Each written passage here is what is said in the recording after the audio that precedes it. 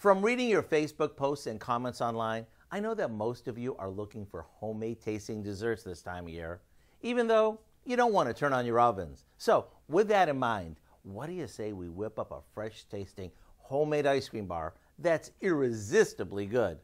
We start by placing some store-bought lemon sandwich cookies in a food processor and chopping them until they're coarsely crushed. You may need to do this in batches. Then, we stir in some melted butter.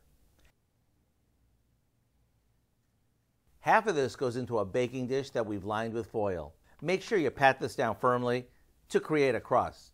As for the filling, we mix some softened vanilla ice cream with a bit of lemon juice and lemon zest and give it a quick stir.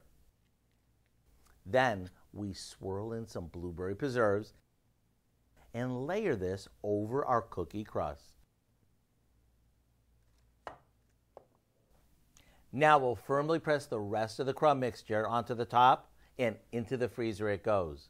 Once it sets up, remove the foil, cut it into squares, and it's ready to serve. There you have it.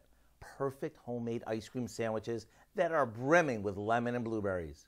To get the step-by-step recipe for our blueberry lemon ice cream sandwiches, all you have to do is visit our website. I'm Howard with Kelly in the Mr. Food Test Kitchen, where today we found a sweet no-bake way for you to say, ooh, it's so good. Ooh, delicious.